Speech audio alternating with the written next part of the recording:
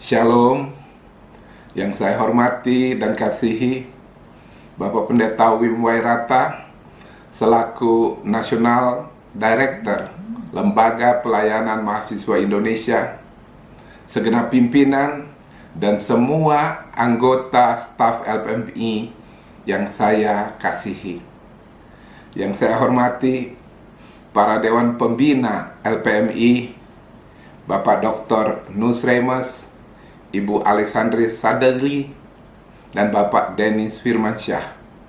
Yang saya hormati semua mitra pelayanan LPMI dan History Handful Indonesia yang diketuai oleh Bapak Jimmy Wijaya. Yang saya hormati para alumni yang pernah dimuridkan oleh LPMI di seluruh Indonesia. Pertama-tama, saya sungguh berterima kasih kepada Tuhan dan juga kepada Bapak Wim Wairata yang telah memberikan kesempatan kepada saya untuk menjadi pembicara pada ulang tahun Lembaga Pelayanan Mahasiswa Indonesia yang ke-52 tahun 2020 ini. Ini merupakan sebuah kehormatan dan momen yang istimewa di dalam hidup saya. Karena itu, izinkan saya sebagai pribadi dan sekaligus mewakili National Board Full Gospel Businessman Fellowship International di Indonesia untuk menyampaikan Dirgahayu LPMI yang ke-52 dan sekaligus selamat dan sukses atas penyelenggaraan Digital Expo 2020. Kita patut bersyukur kepada Tuhan karena atas berkat dan anugerah Tuhan semata-mata, maka hari ini LPMI bisa mencatat lagi sebuah perjalanan panjang dalam sejarah pertumbuhan penginjilan kekristenan di Indonesia. LPMI sebagai sebuah pelayanan misi telah menjadi berkat yang luar biasa bagi bangsa Indonesia dan gereja Tuhan. LPMI telah menjadi ujung tombak pekabaran Injil Tuhan, khususnya melalui pelayanan kampus dan kerjasama dengan gereja dalam melatih puluhan ribu pemuda dan mahasiswa untuk menjadi murid-murid Kristus yang setia. Bagi saya, LPMI bukanlah sebuah organisasi pelayanan Kristen yang baru. Karena seingat saya, lebih dari 40 tahun yang lalu, ketika saya masih aktif di kegiatan pemuda di sebuah gereja di daerah Bungur Besar, Jakarta, kami mengikuti latihan penginjilan yang diselenggarakan oleh LPMI. Pelatih kami pada waktu itu adalah almarhum Bapak Yosrona, yang berhari-hari kami dipersiapkan untuk mengabarkan Injil melalui buku 4 Hukum Rohani. Saat itu, LPMI sedang mempersiapkan sebuah acara besar melalui sebuah program di satu-satunya televisi di Indonesia di zaman itu, yaitu TVRI. Program itu dikenal dengan nama Sudah Kutemukan dan Anda pun dapat menemukan. Kami dilatih dan diajarkan bagaimana menggunakan 4 hukum rohani untuk membawa orang kepada Kristus dan menerima Dia sebagai Tuhan dan Juru Selamat pribadi, serta berdoa untuk mereka yang kami temui. Di dalam program inilah saya akhirnya sempat membacakan dan mengajarkan 4 hukum rohani kepada 4 orang yang belum percaya. Pengalaman misi pertama di masa muda saya, itulah yang membuat Tuhan menanamkan hati misi itu terus berada di dalam hidup saya sampai hari ini. Saya bersyukur kepada Tuhan karena lebih dari 10 tahun yang lalu, Tuhan kembali memanggil saya untuk terlibat di dalam pelayanan LPMI ini. Melalui partner bisnis saya di masa itu, yaitu Bapak David Makimian, yang mengundang saya ke Bali untuk menghadiri sebuah acara yang disebut History Handful Indonesia, yang ternyata adalah mitra pelayanan dari LPMI. Saya sungguh bersyukur kepada Tuhan, karena melalui keluarga Wijaya inilah Tuhan telah memberkati pelayanan LPMI secara luar biasa di dalam pertumbuhan LPMI di Indonesia. Bahkan di tahun ini, Tuhan juga mempertemukan FGB MFI Indonesia dengan LPMI di tengah-tengah pandemi COVID-19 dan krisis ekonomi yang telah melanda seluruh dunia termasuk di Indonesia. Pada tanggal 17 Juni 2020 yang lalu, telah dilakukan penandatanganan Memorandum of Understanding antara FGB MFI Indonesia dan Lembaga Pelayanan Mahasiswa Indonesia. Di dalam kolaborasi ini, FGB MFI yang selama beberapa tahun terakhir ini telah melaksanakan sebuah program dari FGB MFI yang movement yang dikenal dengan nama FGB Goes to Campus, yang telah menjadi berkat bagi banyak kampus-kampus university di Indonesia.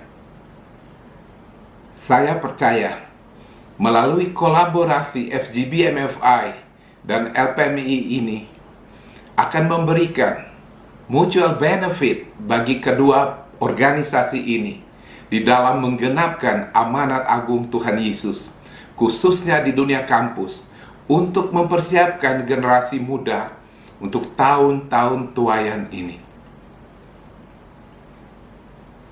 Di dalam ketidakpastian di era normal baru ini, maka kita tidak mempunyai pilihan lain untuk harus menerima sebuah kenyataan bahwa dunia kita tidak akan pernah kembali lagi seperti era sebelumnya. Saya sungguh bersyukur kepada Tuhan karena kedua organisasi ini telah Tuhan persiapkan dengan baik untuk memasuki dunia digitalisasi, di mana LPMI baru saja menyelesaikan Digital Expo dari tanggal 29 Juli sampai 2 Agustus ini.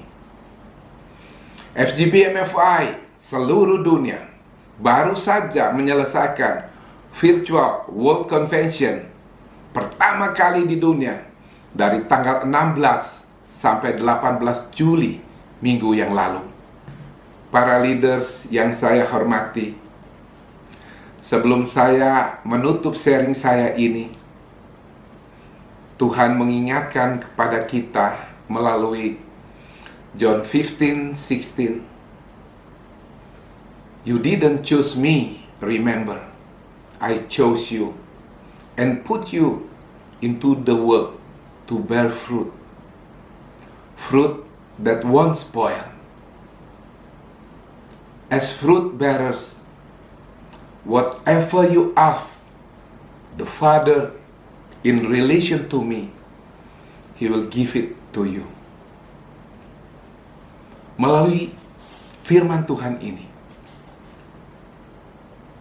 Tuhan mengingatkan kita bahwa kita semua tidak pernah memilih untuk berada, apakah itu di LPMI maupun di FGB MFI Indonesia. Tuhanlah yang memilih dan menempatkan Anda dan saya untuk berada di LPMI maupun di FGB MFI, agar kita pergi menghasilkan buah yang baik, buah yang tetap, fruit that won't spoil. Banyak dari kita bertanya, tapi bagaimana Tuhan di masa pandemi COVID-19, di mana semua orang harus melakukan social distancing, bagaimana mungkin kita bisa mengabarkan berita Injil Tuhan?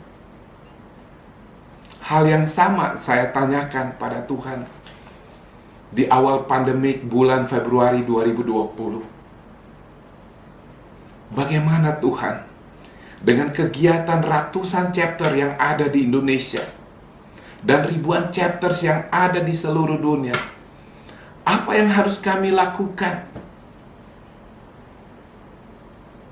Tetapi Tuhan ingatkan, when I chose you, I will anoint you. So whatever you ask in my name, my Father will give it to you. Apa saja yang kita minta kepada Bapa di dalam nama Tuhan Yesus akan diberikannya kepada kita. Kita meminta kepada Tuhan untuk jiwa-jiwa terhilang agar diselamatkan, dan Tuhan mendengar setiap doa kita. Di era normal baru ini, maka digitalisasi adalah jawaban Tuhan bagi penginjilan di akhir zaman. Saya tidak pernah bayangkan bahwa sebelum pandemi COVID-19 ini, maka hampir setiap minggu, paling banyak, saya akan bepergian selama 2-3 kali. Dan saya harus melakukan perjalanan untuk pelayanan di FGBMFI. Dan itu memerlukan waktu, dana yang tidak sedikit. Namun hari-hari ini, ketika Tuhan izinkan COVID ini melanda Indonesia, hampir setiap hari, pagi, siang, sore, bahkan malam, pasti ada Zoom meeting, live streaming, YouTube, dan lain-lainnya. Tidak perlu waktu dan dana yang besar untuk Zoom link, live streaming, dan yang lain-lain. Tidak perlu mengeluarkan banyak biaya untuk hotel, untuk restoran, untuk membiayai pertemuan-pertemuan kita. Cukup dengan sekedar mengundang jiwa-jiwa yang baru untuk hadir di dalam Zoom meeting kita. Hari-hari ini, banyak orang yang berada di dalam ketakutan akibat dari COVID-19. Tidak sedikit orang yang sedang bergumul di dalam menata kembali ekonomi dan keuangan keluarga. Banyak orang yang diberhentikan. Banyak orang yang tidak memiliki lagi pekerjaan. Orang-orang ini membutuhkan Tuhan Yesus di dalam hidup mereka. Dan kita adalah jawabannya. Dan inilah salah satu bagian dari dunia digitalisasi yang saat ini sedang dikembangkan baik oleh Lembaga Pelayanan Mahasiswa Indonesia maupun FGB MFI. Karena itu, keep sharing the gospel. Jangan berhenti mengabarkan kabar baik. Di dalam 2 Timotius pasal 4 ayat yang kedua, Rasul Paulus mengingatkan kepada setiap kita bahwa sebagai orang percaya, kita harus tetap beritakanlah firman, siap sedialah, baik atau tidak baik waktunya. Nyatakanlah apa yang salah, tegurlah dan nasihatilah dengan segala kesabaran dan pengajaran. Karena mengabarkan kabar baik adalah sebuah keharusan, bukanlah sebuah pilihan. Karena untuk itulah kita dipanggil dan diselamatkan dan diberkati oleh Tuhan untuk pergi mengabarkan kabar baik ini. Karena itu, tidak peduli dengan apapun keadaan dunia hari-hari ini, termasuk ketidakpastian, pandemik COVID-19, maupun krisis ekonomi, tidak akan pernah mampu untuk menghentikan kekuatan Injil yang menyelamatkan umat manusia. Roma 8 ayat 28 mengatakan, kita tahu sekarang bahwa Allah turut bekerja dalam segala sesuatu untuk mendatangkan kebaikan bagi mereka yang mengasihi Dia, yaitu mereka yang terpanggil sesuai dengan rencana Allah. Artinya, keadaan yang terjadi saat ini ada di dalam kontrolnya Tuhan. Dan rencana Tuhan untuk keselamatan umat manusia akan semakin dipertajam di akhir zaman ini. Amanat agung mengingatkan kita. Karena itu, pergilah, jadikanlah semua bangsa muridku, dan baptislah mereka dalam nama Bapa dan Anak dan Roh Kudus, dan ajarlah mereka melakukan segala sesuatu yang telah kuperintahkan kepadamu. Dan ketahuilah, aku menyertai kamu senantiasa sampai kepada akhir zaman. Karena itu, sekali lagi, izinkan saya untuk mengucapkan Dirgahayu yang ke-52, Lembaga Pelayanan Mahasiswa Indonesia. Tuhan Yesus memberkati setiap pelayanan kita bagi hormat dan kemuliaan namanya. Amin. Mari kita berdoa. Tuhan Allah Bapa kami yang ada di dalam surga, kami sungguh bersyukur untuk 52 tahun penyertaan-Mu atas Lembaga Pelayanan Mahasiswa Indonesia. Terima kasih untuk kesetiaan-Mu. Terima kasih karena melalui lembaga ini Tuhan, begitu banyak jiwa yang telah dimenangkan. Karena itu, di ulang tahun yang ke-52 ini, hamba mohon ya Tuhan, kiranya Engkau terus memberkati, Engkau terus memakai lembaga ini untuk menjangkau lebih banyak lagi jiwa-jiwa di akhir zaman ini. Dan melalui lembaga ini, nama Tuhan dipermuliakan. Terpuji nama-Mu ya Tuhan. Di dalam nama Tuhan Yesus, kami berdoa dan mengucap syukur.